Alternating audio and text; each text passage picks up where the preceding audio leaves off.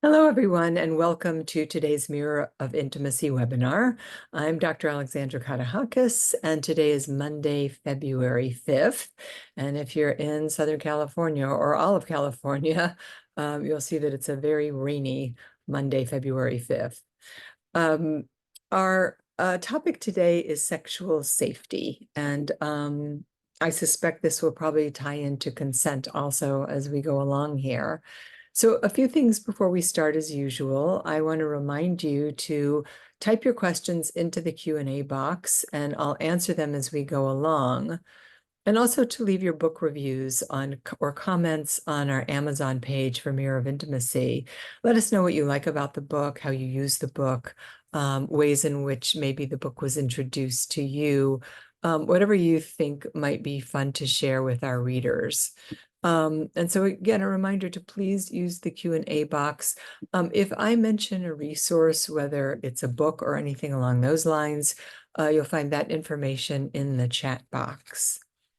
And if you're watching on YouTube, don't forget to subscribe to our YouTube channel by clicking the subscribe button below. That way you never miss a post. You can also keep up with what we're doing by following me on Instagram at Alex Katehakis or at Center for Healthy Sex.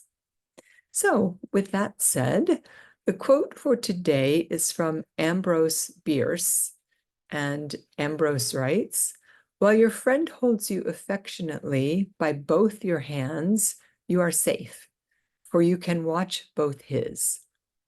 And that's sort of a simple little way of thinking about sexual safety and consent. And I think trust builds into this topic as well. So I'm going to read it again, even though it's quite, short and sweet and simple. But he writes, "While your friend holds you affectionately by both your hands, you are safe, for you can watch both his." And imagine standing toe-to-toe with somebody with your hands outstretched or your hands down by both of your legs, and that you're holding each other's hands. There's a safety in eye contact. There's a safety in bodily recognition of another person. There's a safety in knowing who you are turning your bodily based pleasures over to, and not compromising yourself until you are sure you feel that safety. In the animal kingdom, birds and bees and other creatures instinctively know how to reproduce and rear their young. They even know how to digest specific herbs and shells and bones and barks to cure disease or rid themselves of parasites without any prescription from a veterinarian or anything else. They do everything instinctually. This is all encoded in animals. They know what's poisonous for them, what to stay away from, what they can and can't hunt, etc. But human beings are very different creatures. We have to be initiated into everything, including a sexual life, and we have to be taught how to keep ourselves safe and happy and healthy.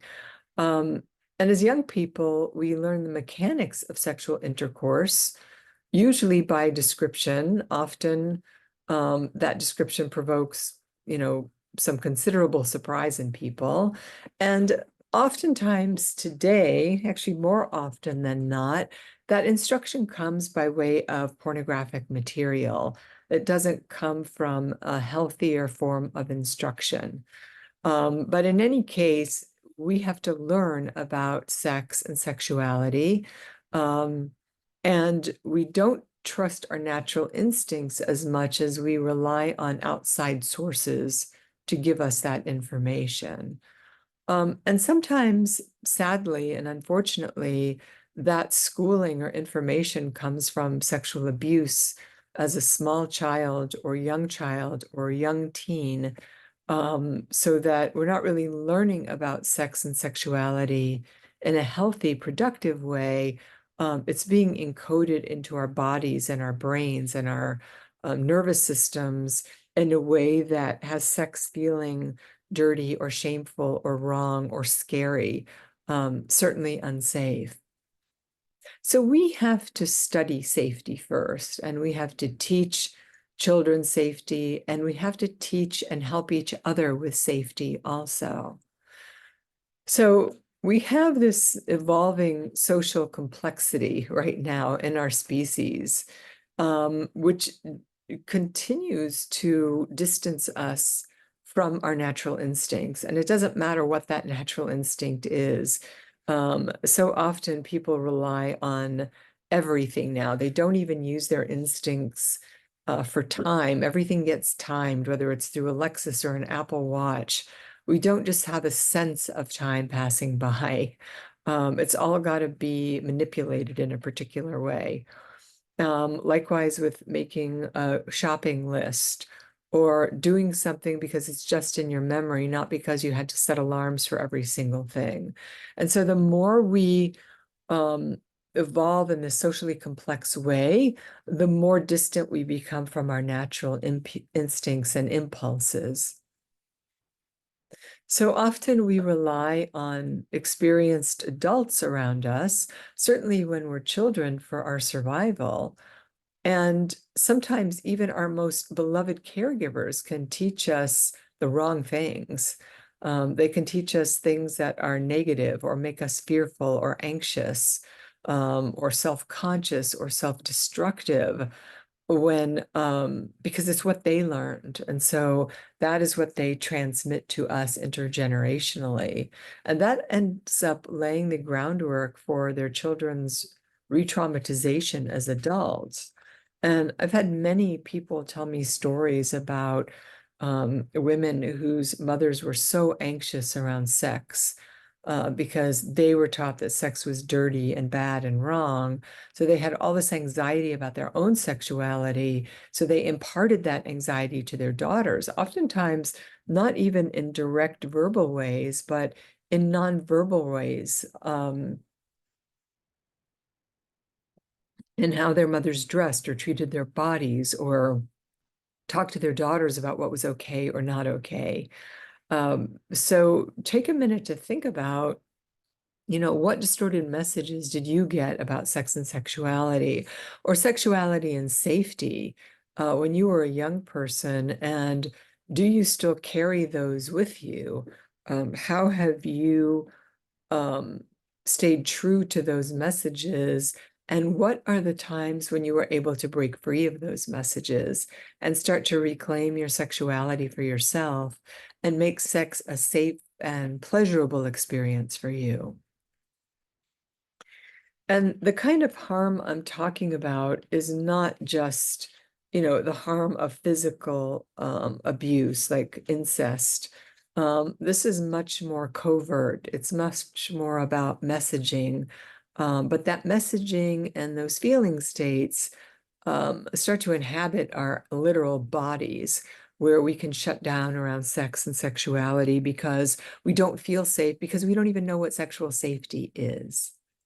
And that harm occurs so often that a lot of people don't feel safe when they actually are, because it doesn't feel familiar to them. So one of the things you can ask yourself is this situation sexually safe for me? And if you're not sure, another corollary question to that is would this sexual behavior be dangerous for me? Would it create bodily harm for me or emotional harm for me? Or is this a person that I love and care about, but I'm having this visceral reaction around sex and sexuality? That may help you start to tease out the difference between the two. So I want to remind you that if you have any questions, to please type them into the Q&A box. And also, as you think about these issues about sexual safety and what I like and what I don't like sexually, I want to remind you to check out my newest workbook called What Turns You On. And that workbook is in the chat box. You can click on the link there and you'll find the book there. And it's a comprehensive and fun workbook that will help you ferret out a lot of these questions, or the answers to them, rather.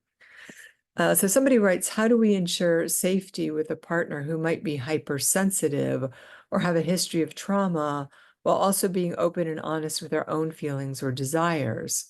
Well, I think it just starts with that conversation, because it sounds like you're worried about your partner's safety, and you want to be able to communicate your own feelings and desires. So I think it's by starting with your partner and saying, there are things that I want to talk about that have to do with my own feelings, my own desires, my own wants, my own needs sexually. And I want to be able to talk to them about them with you, in a way that's respectful of the things that scare you. And so, how would you like me to approach this with you? Do you want me to ask you questions? Do you want me just to tell you what I'm feeling? And can you hear this as me telling you what I want and what I need, not that I'm trying to impose these things on you? In other words, wouldn't recommend that you say that, but you're asking the person if they cannot make the conversation about them, and they can actually listen to you and be curious about you and ask you what you want and what you need, as opposed to them collapsing into their own fear and shame or whatever their issues might be about their sex and sexuality. So that's a good question. And oftentimes, if we're so worried about protecting our partners, then we end up discounting ourselves, and we end up marginalizing ourselves because we can't get what we want and need because we feel so hamstrung or worried about offending our partners. And we can't do that as adults. We have to be able to say, I understand that, let's say you were sexually abused and that there's certain sex acts that are really scary for you. But I want to know more about if they've become scarier and what you're working on in your therapy and what you're doing to create more ease in your body and make yourself more available to have a sexually corrective experience. And if your partner is not willing to work on those issues, then they're asking you to live with their limitations. And then you have to decide whether you want to live with those limitations or not.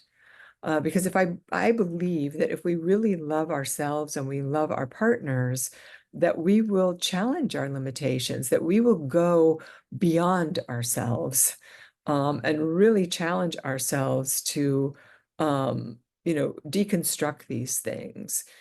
John O'Donohue, which is a beautiful poet and philosopher, I think even has a poem where he says, "Go beyond yourself." That is the invitation and the challenge. Go further than what you find familiar. Take yourself out of your comfort zone so you can heal. And that way your partner gets the benefits of that too. Even if suggesting to have a conversation about sex is also triggering to them, well, you have to start somewhere. And you have to ask your partner, how are we supposed to go forward in this relationship if we can't even talk about sex? And if your partner just refuses to talk about sex, then you have to ask yourself if you're willing to live in a sexless relationship, or if the two of you need to create a different kind of agreement or configuration in your relationship, or if this is a relationship you can stay in. But this problem that comes up a lot in relationship where people try to accommodate to the other person, it never goes anywhere. It's a dead end. So the things that we're most uncomfortable talking about, we have to talk about because we can't grow and change if we don't talk about them. And the way we talk about them that's respectful is that we take turns listening and reflecting back to each other what we hear, so that we're doing it with kindness, that we're attending to each other's tenderness and vulnerability, and not being, angry or jerks about it. But this idea that we can't even have the conversation just closes everything down, and there's no place to go from that other than out of the relationship. So you're either going to leave the relationship, or you're going to agree to open up the relationship, but or you're going to cheat on the relationship. Those are typically the three options that you have. And so why not choose the ones that are mentally healthiest for the two of you, as opposed to the ones that have to do with deceit and lying, and just creates more trauma on top of trauma. So when people, I'm just going to repeat this again, that harm occurs when people are so geared towards their fear and they don't feel safe, even when they are actually safe, because it isn't familiar to them. What's familiar to them is having the rug pulled out from under them, or what's familiar to them is, being lied to or hurt or betrayed in some way. And so that's what you don't want to have happen. So the person who has the limitations really needs to challenge themselves to go beyond themselves. So this is what I'm talking about here is transparency, and recovery and accountability are super important. And I think more and more we keep having these conversations about being elastic, being open, being transparent, saying the thing that's most difficult to say because you're so afraid that that person that you love the most is going to judge you or leave you or run away from you, as opposed to just being honest with this is who I am. This is what this body is capable of doing or not doing. This is what I'm willing to do and willing to try, but I can't guarantee anything. And maybe that means we grieve the loss of this relationship, or maybe it means we have a breakthrough and we can move to the other side, but only once we've learned how to be safe with ourselves. When we're not unconsciously trying to kill ourselves or re-traumatize ourselves, can we be and feel safe with others? So this matter of safety is an inside job, just like the matter of self-love or compassion or kindness. We cannot expect that our partners are just going to shut down their sexuality because we're having problems sexually. It's not fair to them. And if we decide that it would sort of be like, hiking a very intense mountain together, or on a hike that's, let's say, an 8-hour hike, or 8 miles, and it's straight up all the time. And at some point, you just feel like you can't go any further. You can't go the 8th mile or the 7th mile or the 6th mile because your knee hurts or your back hurts or you're winded. But your partner can go the 8 miles. Assuming you don't have a broken leg or you're not have a heart attack and you're okay, the kind thing to do is to say to your partner, you go ahead, you go the 8 miles, you go enjoy yourself and have a good time. And I'm going to find a comfortable place right here in the shade. And I'm just going to sit and enjoy this spectacular view. And I'll be fine here until you get back.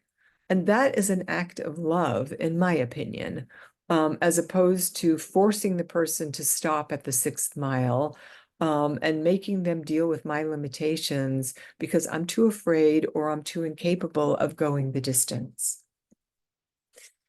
Someone has a question here. How do you reestablish trust in others in order to feel sexually safe with them? Well, that person has to, first of all, show that they are trustworthy. You can't establish trust in someone unless they are doing things that are trustworthy. So if they are doing what they say they're going to do, if they show up in the way they say they're going to show up, if they are making what we call a living amends, meaning every day you see that they are taking actions to rebuild trust by being transparent, by calling you, by telling you where they are, by being careful with you sexually, or asking you if they can touch you in particular ways. Maybe it's even, can I give you a hug? That they are doing everything they can to reestablish trust. That's when you start to know in your body, when you start to relax internally, when you feel like they are doing the right things, not just saying the right things, but they're actually taking actions to restore that trust. Then and only then do you have a green light to go forward. So people can say all sorts of things, but at the end of the day, you have to ask yourself, can I trust what they're doing? Can I trust their behavior? Can I trust that they are indeed changing by what I see them doing? So here's an example of feeling safe with each other's that Some people might say that unprotected sex is a symbol of intimacy or freedom and honesty, but in reality, it can be a cold, disconnecting act to ignore personal safety and peace of mind.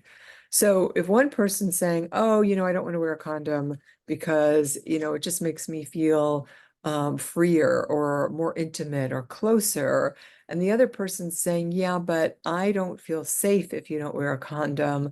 I'm not sure yet how far into this relationship I want to be, or we haven't known each other well enough, or this isn't a monogamous relationship, um, then you're going to have a problem because you have people that have two separate stances right there. And if somebody sees sex only as something that happens between body parts, then anything less than bare skin won't be satisfying.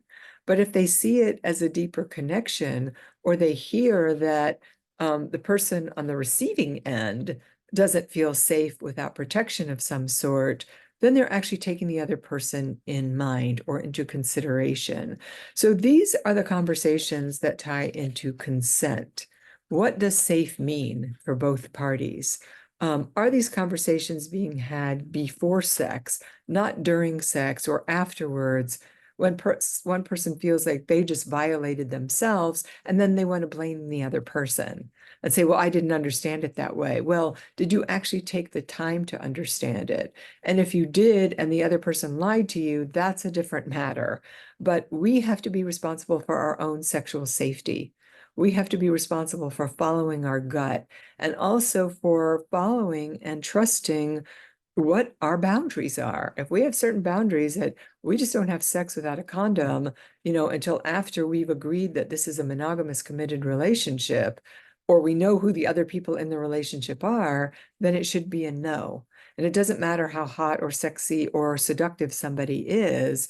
If you violate your boundary, then you're violating your boundary, not the other person.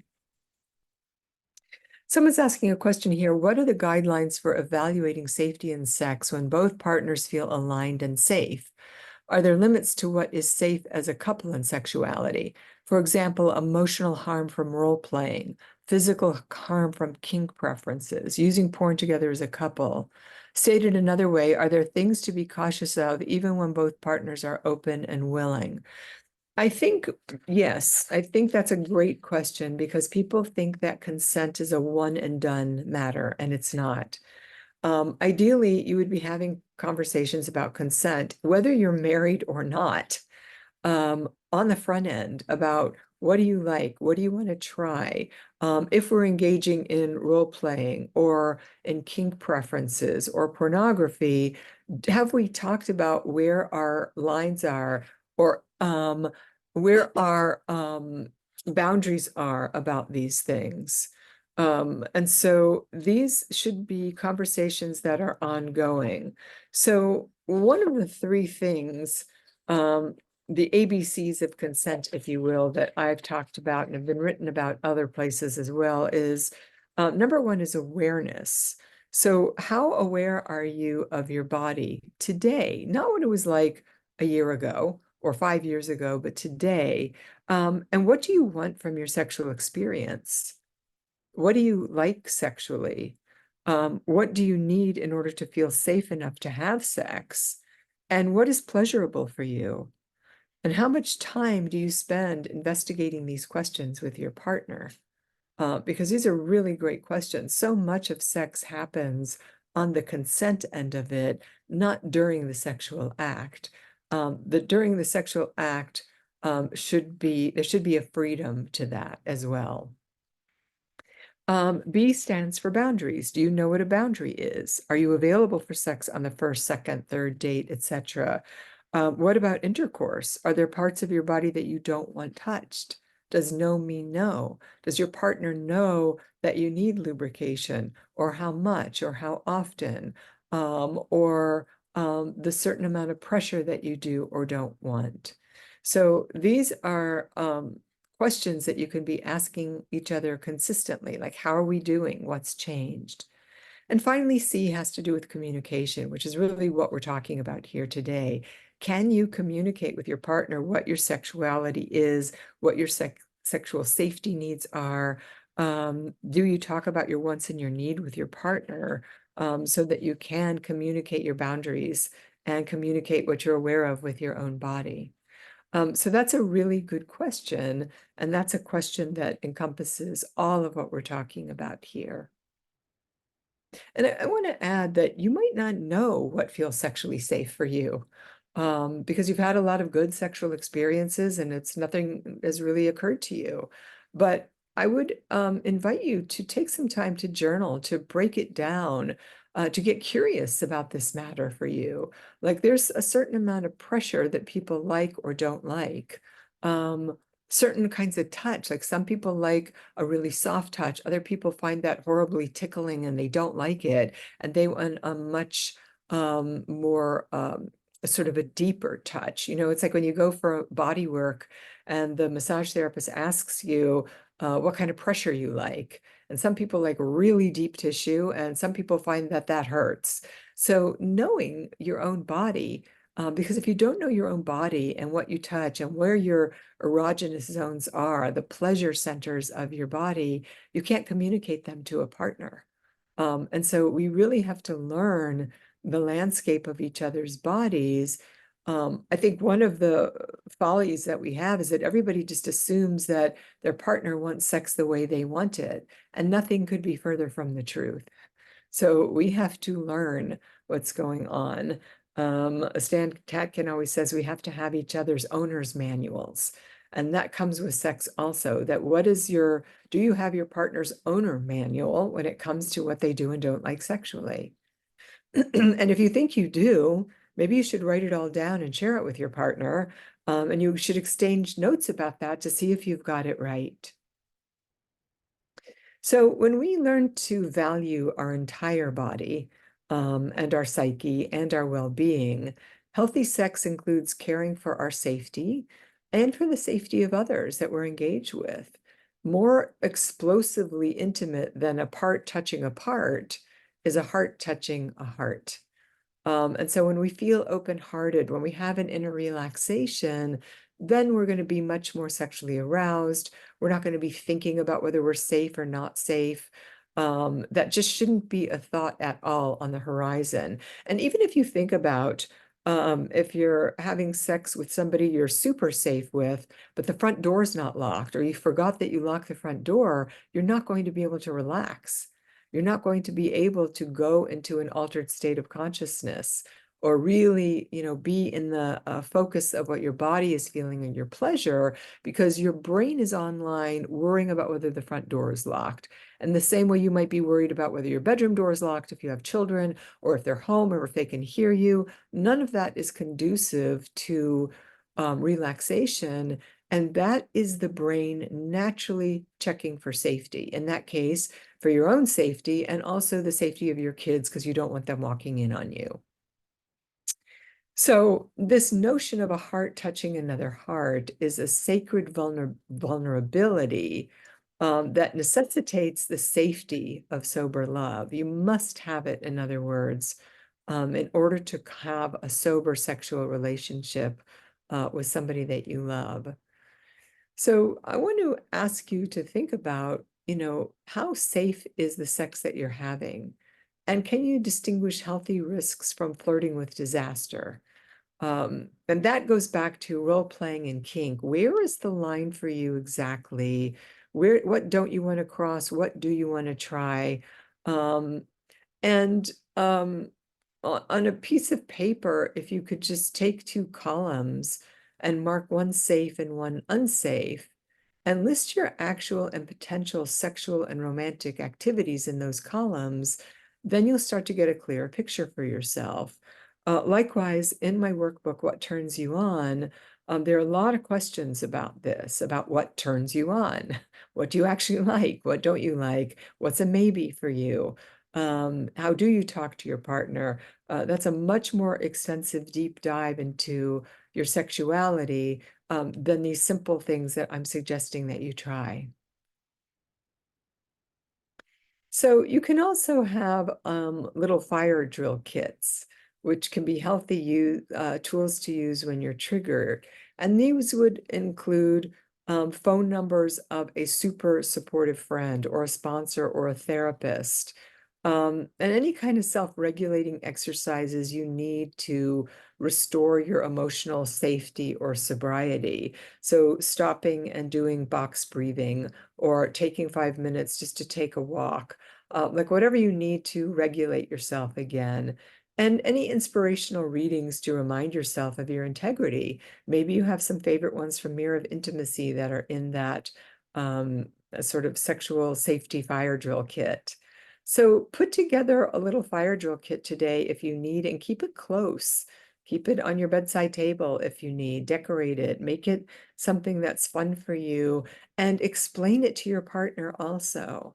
Because many, many of us have been damaged by our sexuality, through our sexuality. And it's nothing to make fun of or joke about. It's real. Your pain is real. Your fear is real. Your body's reaction to touch, if it's fear-based, is real. And so you have to rewire your brain. You have to find ways to create joy space and joy states in your sexuality, in order to unlock those or change those neuronal firing patterns, if you will. So what are the ways that you can intervene on those patterns? What are the ways that you can laugh, or breathe, or say something goofy to interrupt those patterns, so that you can start to just have the conversations, with the people that are closest with you that are going to help you heal your sexuality? So I hope this has been a helpful conversation today. Since we don't have any questions left here, I'll turn your attention to the chat box and remind you that you can find resources on Amazon, with my workbook, What Turns You On. If you're in recovery from sex addiction, I would suggest you look at Sexual Reflections.